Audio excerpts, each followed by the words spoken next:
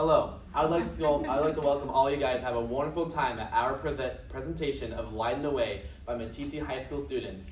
And when you guys hear something that you like, don't be afraid to make some noise.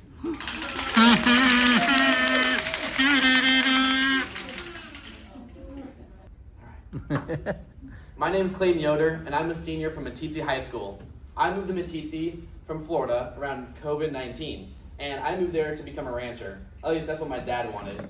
I've been focused more on extracurriculars and sports. These sports include baseball, football, sometimes track, and basketball. Basketball is my favorite one, even though I just forgot it. Some of the extracurriculars I do is FFA, student government, and Turning Point USA, also known as Club America now. And doing these extracurriculars in sports, I've been learning what I like to do. And going to Meeteetse in such a small town, I've been able to try everything out. I've been able to put as much time and effort I wanted to in each of these projects, and that is just like PBL. You put in the time, and you'll get a result. And here's Jonathan Ogden.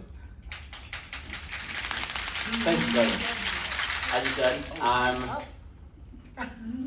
I'm Jonathan Ogden.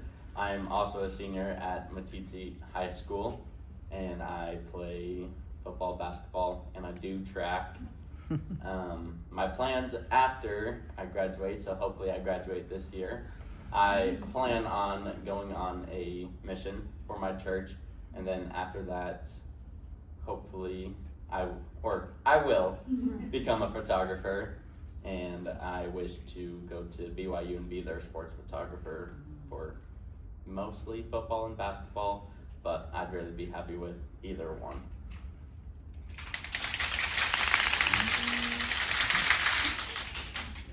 Hi, my name is Steely Faust. I'm a junior at Meeteetse High School. I was originally from North Carolina, but I moved here about 4 years ago.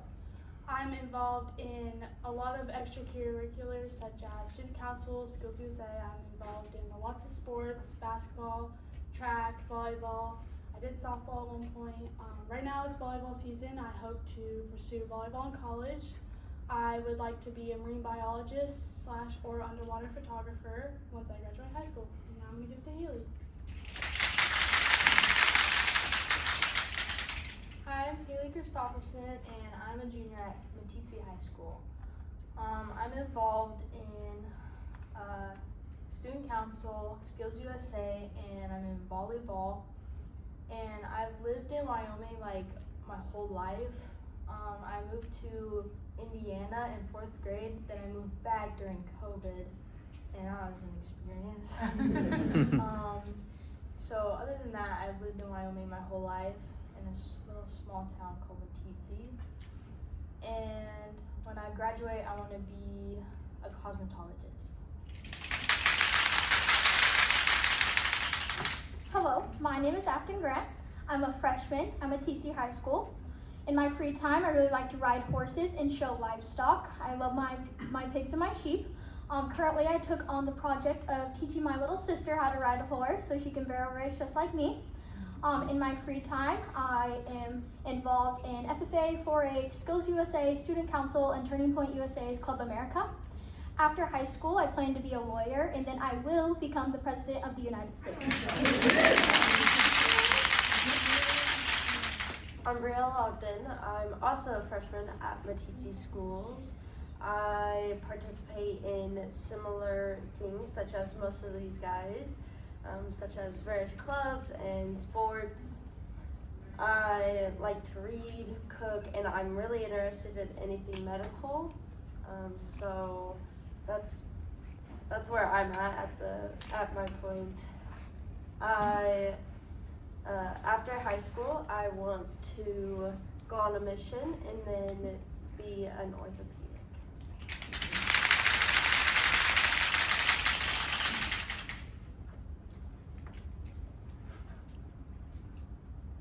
Our teachers spent the last year visiting different PBL schools across the country. They came back to us full of new ideas, but they knew we couldn't just copy what they saw. They needed it to fit our school. They talked with us, asked what fit our school, and we worked together to make it our own.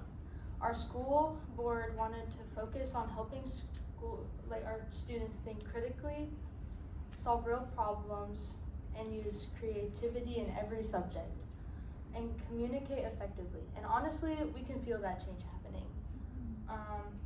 Instead of just memorizing facts, we're tackling real-world challenges, working in teams, and using our voices and ideas in ways that actually matter.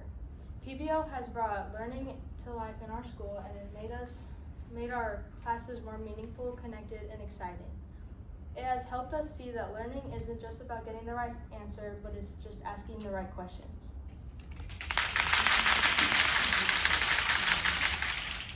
One of my favorite projects that I've ever done was an English project, but it wasn't just English. It tied to science, history, and even vet tech. You guys are all probably wondering what I did, and my class got to go out in Wyoming Bureau of Land Management lands and got assigned to a group of wild horses. We took our field journals out and wrote in standard meeting and grade level sentences to do a wellness check on each of our horses. We'd make sure that there was no injuries, cuts, any limps, and that they were healthy enough to go into the winter. We also got to learn about how they control the population out there. Abel, he has one of the coolest jobs I think I've ever seen, where he gets to manage these wild horses, but he would dart them with birth control. Little fun fact about one of my horses, her name is Sabrina. Every single year he darts her, and every single year she has a baby.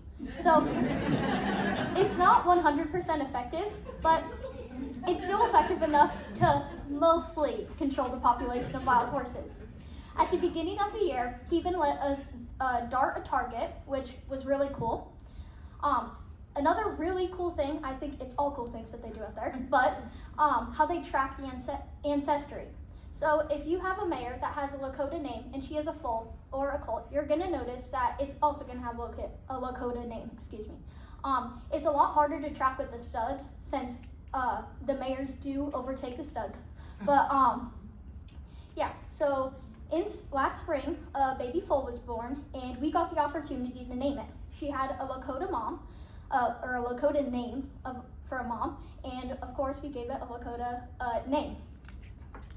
As you can see, English isn't all about writing essays. It's about getting to experience, not even English, but basically all these subjects with PBL.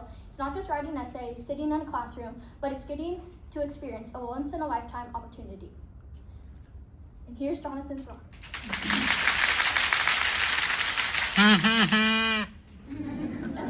One of my most memorable and more exciting projects that I've done in high school is with one of my math classes. Our wonderful math teacher, Miss Davis, decided to make quadratics, which is what we were learning at that time, a little bit more exciting, so we built and made model rockets. Now, before we were able to actually go to the launch pad, as you can see in the picture, we had to figure out what a quadratic is. So there's some points of a quadratic that we needed. So we needed to know what zeros are, a vertex, and an axis of symmetry. So by doing this, we decided for the x-axis, the horizontal axis, we needed to figure out a time of when the rocket was launched and when it landed. So we decided to use a stopwatch. So whenever it shoot up, we'd start it. Whenever it hit the floor, hopefully, then we would stop it. And then to find the vertex, we had 3 different groups, figure out a way of how to do this. So the first group, it was myself and Clayton, were in the first group, and we decided to use a rangefinder. This did not work because we lost it in the air every time. The second group, they used a altimeter, and that worked better than the rangefinder, but it offset the balance of the rocket, so it didn't fly as high as it should have. And then the third group, they used trigonometry to try and find the vertex. So then we went out, launched the rockets. We had some explode in the air. We still don't know how they exploded in the air, but some of them did, which was super cool at the end when we reflected. Speaking of reflection, we went back to the classroom and reflected on this project of what went well and what didn't.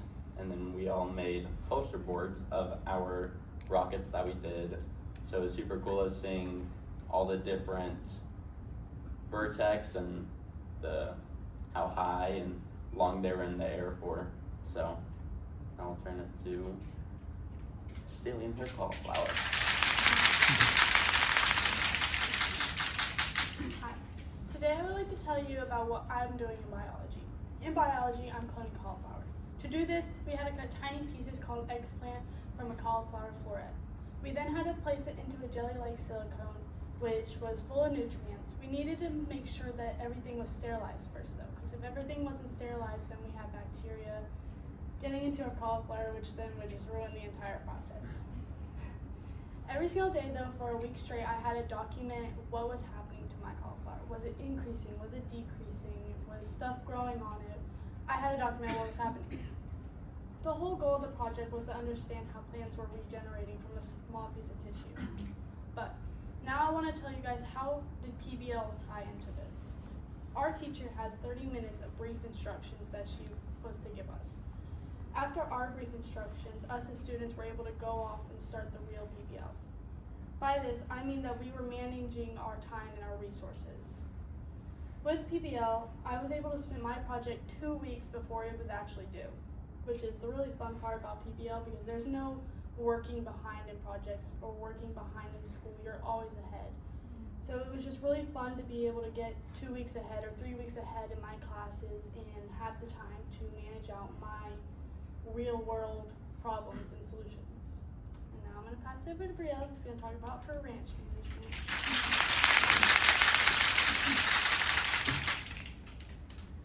So in my class, we were working on it's an ag. So we were working on ranching. We had to figure out what it takes to run a working ranch. So part of that is we had to research. Part of the thing that we had to research was how it affects our town, the state, and the world. Some things that we found out about it is that food resources mainly come from ranches, some job opportunities come from ranches, and ranches really help with land management and all of that, the ecosystem. Another part that we had to do was budgeting, which took a really long time because, as you probably all know, we probably had to do some budgeting. It's not a short process. So part of it was we had to talk about the cattle. So if you have 100 cattle and you try to breed all of them, 3% of that won't have a calf, so that means 3% you have to replace, which is 3 since you have 100. We also had to calculate the feed, the vet bills, different buildings, the property tax, and the hired labor, and a lot more. We also had to model it, which was probably the most fun part. It involved art and a little bit of geography, and that's kind of where we got into some of our other subjects, which was really cool that we could get some points doing this one project. We learned a lot, especially how it's harder to run a ranch than it seems in old Western movies. And it also helped us understand how important ranching is.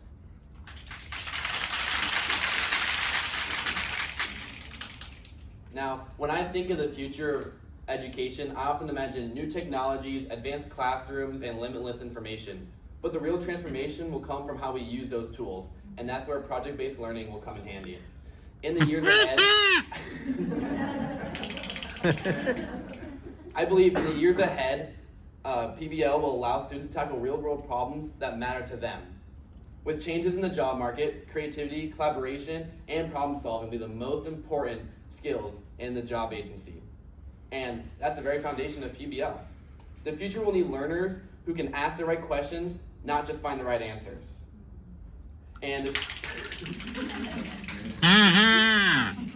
through PBL, students won't learn just about math, science, English, or history. They'll have to learn something that's meaningful to them, and then they'll use that application in their future.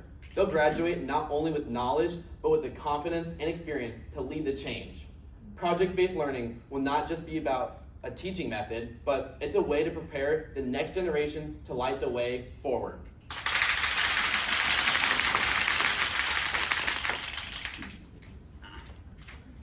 Today, we all hope that you will help us and your students have a voice in their school and shine brighter, just like a lantern, and shift from not just being learners of their education, but actually building their education.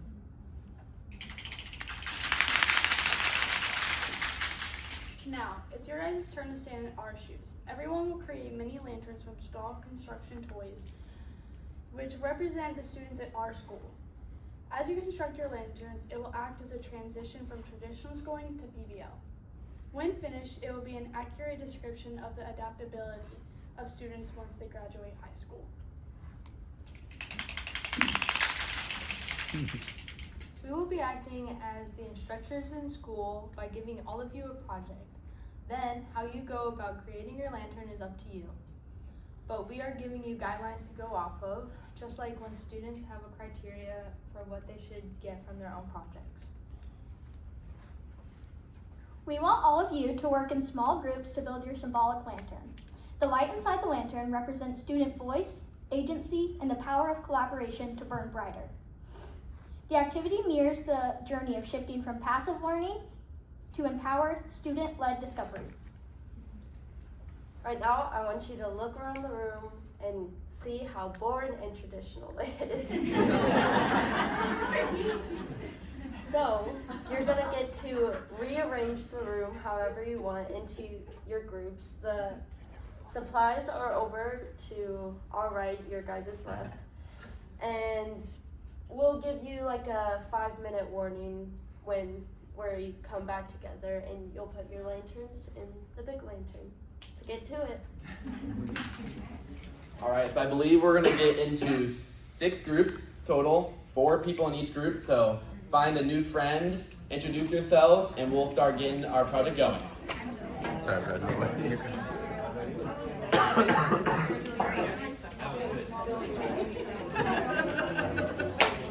You may manipulate or shape choose your colors, like your preferred from one lantern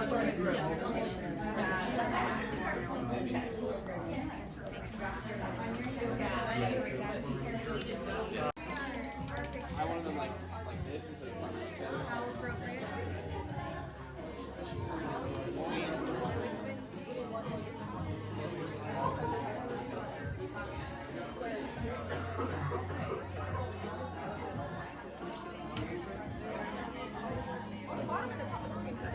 Okay, one right here. Yes, sir.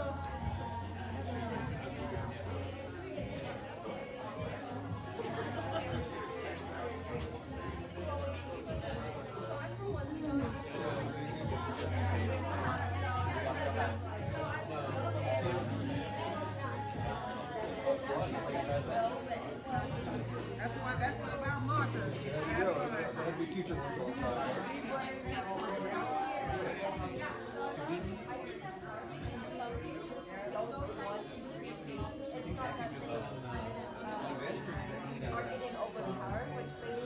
Oh, I'm looking there like a big Yeah, no.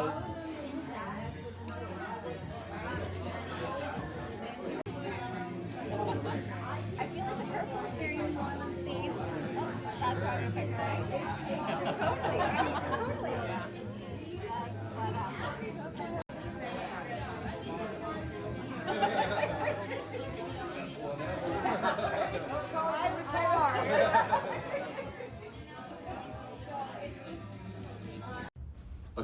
So right now, Clayton will turn off the lights and then we'll see our lantern actually. Yeah! Woo!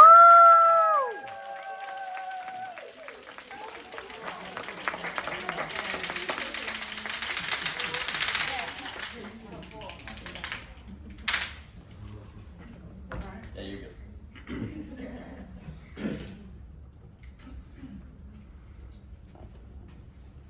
Okay, so as we wrap up, I just want to leave you all with this.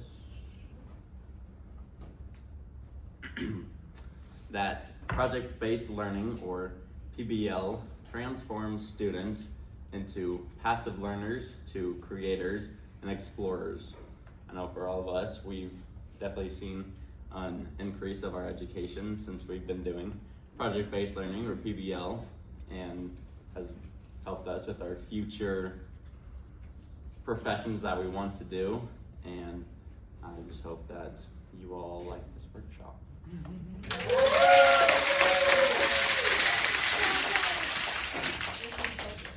The lanterns we create today symbolize that journey. Each one shining with curiosity, teamwork, and purpose.